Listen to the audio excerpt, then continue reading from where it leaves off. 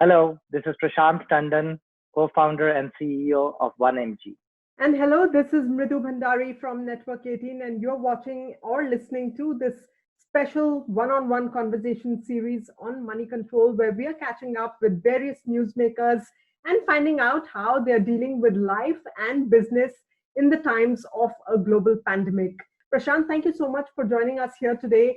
I want to begin by saying, I'm reminded of this famous line by Charles Dickens: it was the best of times, it was the worst of times. So while it is the worst of times perhaps for humanity, but as far as pharma companies are concerned, online marketplaces of pharmacies are concerned, it is perhaps the best of times for you in terms of demand, isn't it? What sort of a surge in demand have you seen over the last couple of weeks? And very, very aptly put, actually, that line is very applicable to what we are going through right now. It is the best of times, it is the worst of times. Of course, it's a very, very challenging phase. But I think for digital health in general and e-pharmacies, this is a very, very significant positive disruption. There's a need. We are an essential service right now for the country, and we are seeing a lot of demand. Our ability to fulfill that demand is challenging us in every dimension right now. So indeed, the demand is surging, but on the supply side, are you facing several shortages, particularly in things like masks and sanitizers? People have been hoarding these for the last couple of weeks, over a month, in fact. Now, what has the supply side been like, and on a daily basis, what are your vendors telling you? How fast are they going to be able to meet the demand? So I think the demand surge actually started happening a month back. So a lot of new supplies have come. It also actually made our supply chain stronger because we've been going out finding vendors across the country, across the world, wherever we can. So now we are actually connected to a lot of the key manufacturers of these products, and a lot of new people have come online. So I think we are strengthening our back end supply chain every day. Yes, we had a very significant phase where we are running out of masks, sanitizers, wipes, disinfectants, some medicines as well. It's not fully sorted yet, but I think every day we are seeing pretty significant progress. Right. In terms of compliance norms, how quick has the response from various governments been at the state level as well as the center? What sort of collaborations have startups like yours put in place to ensure that all these essentials make it to even the last mile consumer, perhaps in remote corners of the country? Yeah, and I think it's been a phase. Like when we started, the first day of lockdown was chaos. Even though it was announced that these services are essential, they will be allowed. We had a lot of local issues on the ground with some policemen and local authorities beating up our staff for doing their duty. So then we immediately raised it up with the local authorities, with the central, with the state, and we were very glad that the rate at which they responded. I've been on calls with people in the government at literally 20 minutes past midnight, and it's not an exception, it's the norm. From zero pin codes coverage last Monday, today we are at 16,000 pin codes coverage. So progress is very rapid. Having said that, it's not easy still. Back-end supplies, cold chains, all of those things are still things that we are trying to sort along with the government. Absolutely. It's not easy at all. And more so for those employees of yours who are braving it all out and going door to door, delivering supplies. What sort of steps have you put in place at 1MG to ensure their safety and good health at the end of this pandemic? I'm glad you have asked that question. I think it's extremely important that the frontline teams, they are the real warriors, and we have to stand for them, with them right now. So the first thing we did, and we did it pretty much before the lockdown, we created information, training, and the infrastructure support that our front lines need.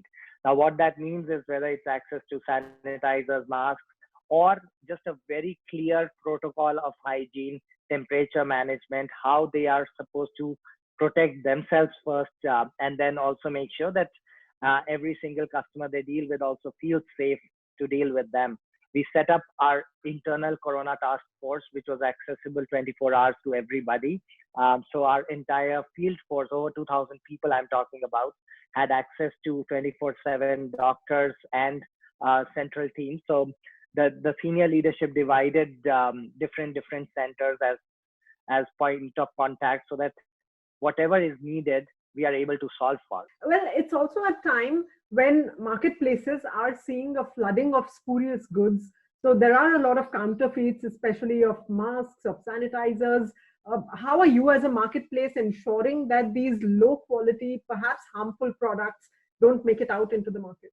So I think at least on our platform, we are very clear that we need certified products. So we do check the brands that we let onto our platform in a stringent manner.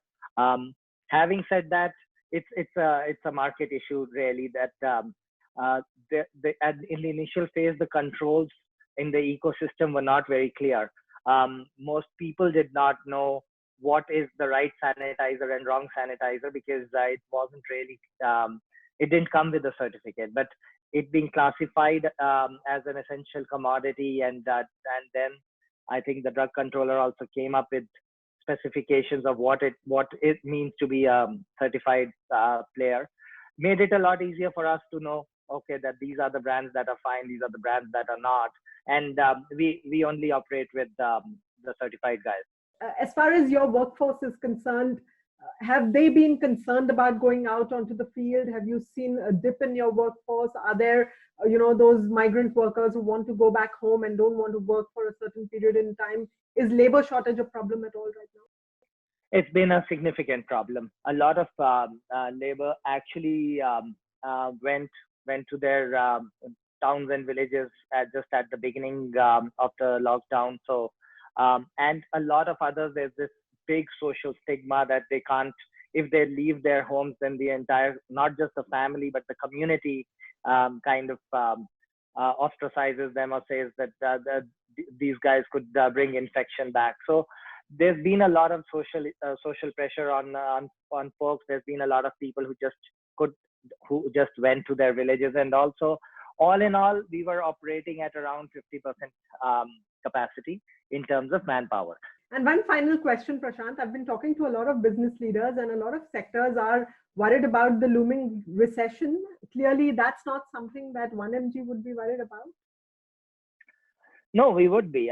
So I think not from a demand generation or sales perspective, but certainly being a startup that is still in the growth stage, the capital environment does impact us, and recession means that availability of capital does get tighter. So from our perspective, even though unlike a lot of others who have a fundamental problem of what to do with the infrastructure that has been set, we have to expand our infrastructure, but we have to really make sure that we have access to capital as we continue to build our infrastructure and services. So from our perspective, yes, the impact is that we need to, as all companies across every sector, we have to do a little bit of belt tightening, a little bit of ensuring our economics, our runways are clear, and then yes, at the end of it, structurally we will be in a way better place given the sector that we are in. All right, Prashant Tandon, it's been an absolute pleasure talking to you. Thank you so much for taking out time from your very busy schedule and being with us here for this special webcast and podcast series. Wish you all the very best for the future and hope you can meet all that demand that's coming on 1mg for the next couple of weeks. With that, it's a wrap of this special conversation on Moneycontrol. I'll be back next time with another newsmaker talking about business and life in the times of dealing with a global pandemic. Thank you very much for joining us today. Goodbye.